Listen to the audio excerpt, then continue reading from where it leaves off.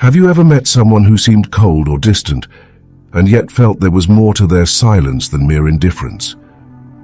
What if that emotional distance wasn't a flaw, but a shield, carefully built over time? In this video, we'll explore the psychological behavior of those who've endured deep, often invisible suffering. Drawing from the insights of Carl Jung, we'll uncover how unresolved pain shapes personality, affects relationships, and becomes an unconscious driver behind much of what we label as difficult behavior.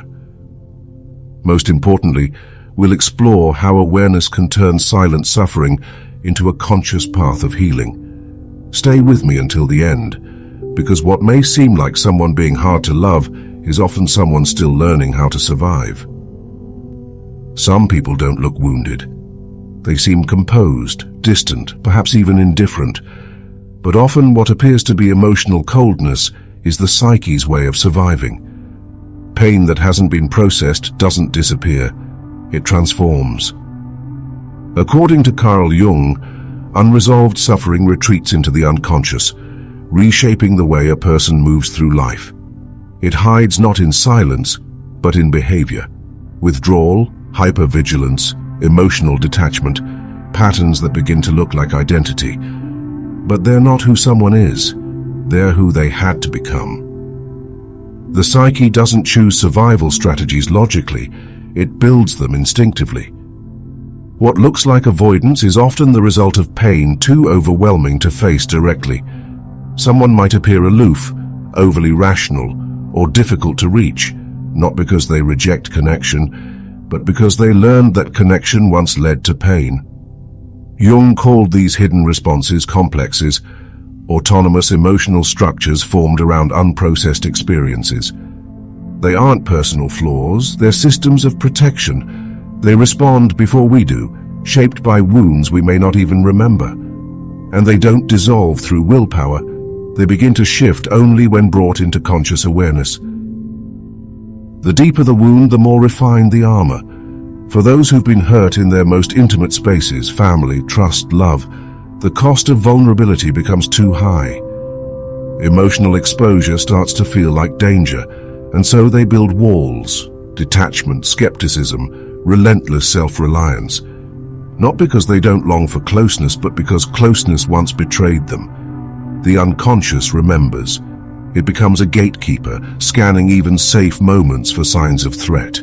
The past lingers, not as memory, but as a filter through which everything is seen. Over time, these defenses take shape as what Jung called the persona, the social mask we wear to function in the world. For many, it becomes more than a mask. It becomes a role, a performance, a shield. They appear strong, composed, capable. But behind that surface is often someone who learned early that being seen meant being hurt. What began as survival becomes identity, and the more seamless the performance, the harder it is to be truly known. The mask may be admirable, even effective, but it's lonely. Healing doesn't demand tearing it off all at once. It asks us to loosen our grip on it, to let the soul begin little by little to breathe through the cracks. But not all pain creates walls. Sometimes it sharpens the senses. It turns inward hurt into outward sensitivity, and in doing so, creates a different kind of struggle. Pain doesn't only harden, sometimes it refines. Many who've suffered deeply develop an almost uncanny emotional intuition. They feel everything. They pick up on tone, silence, the smallest emotional shifts in others. They comfort instinctively because they know how isolating pain can be. Jung referred to this as the archetype of the wounded healer, someone who can heal others precisely because they carry a wound of their own. But this gift has a shadow. If empathy isn't grounded in self-awareness, it becomes projection. Instead of facing their own grief, they merge with the pain of others.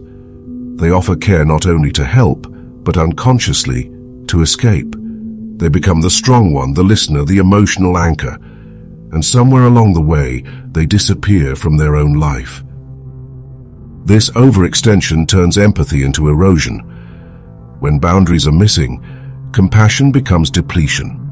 True healing, Jung would say, begins when the healer turns inward, when the same compassion extended to others is offered to the self. That's when empathy stops being a quiet escape and becomes a conscious act of care, one that includes both presence and protection.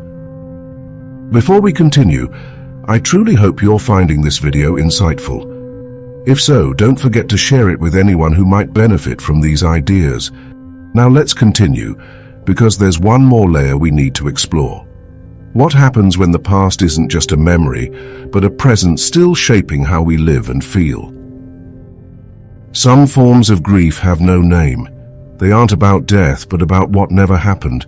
The love that didn't arrive, the safety that never existed, the apology that never came.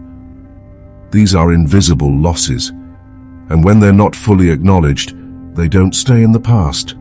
They echo through the present. Jung famously said, "What we do not bring to consciousness appears in our lives as fate." And this fate often looks like repetition, patterns of loneliness, chronic overthinking, emotional disconnection. In these cases, many retreat into the mind. Thinking becomes refuge. Overanalyzing becomes control. The mind offers structure, logic, explanation, but not integration. Jung warned us, insight alone isn't healing. Knowing why you're hurt doesn't dissolve the wound. Feeling does. For those who've suffered deeply, feeling is exactly what the ego learned to avoid. But healing begins when we allow those emotions, grief, fear, anger, to return to consciousness, to pass through the body, to be spoken, to be grieved. Grief, when honored, becomes a doorway. It doesn't erase the past, but it gives it a place. The scar remains, but it no longer bleeds. And when pain is named, felt, and accepted, it stops shaping the future. The psyche reorganizes. The internal architecture shifts from defense to presence, and life at last begins to be lived, not in reaction to what was, but in connection to what is. And so, what may seem like distance, coldness, or contradiction in someone's behavior often has nothing to do with who they are, and everything to do with what they've endured. Jung never saw suffering as the end of the story, but as the beginning of a deeper one. Because when pain is brought into awareness, it stops defining us. It becomes a threshold, a call not just to heal, but to live more consciously, more fully, more freely. If this reflection resonated with you, if you saw even a small part of your story within it, take a moment to subscribe. Here we explore the deep language of the psyche, the quiet truth behind behavior, and the kind of healing that begins not in the external world, but in the soul's return to itself. And if you made it this far, I'd love to hear from you. Leave a comment below with the words, "I'm learning to listen to my pain." That phrase tells me you're not just watching passively, you're choosing awareness. And that alone is a powerful beginning. Until next time, stay curious, stay compassionate, and keep walking the path inward.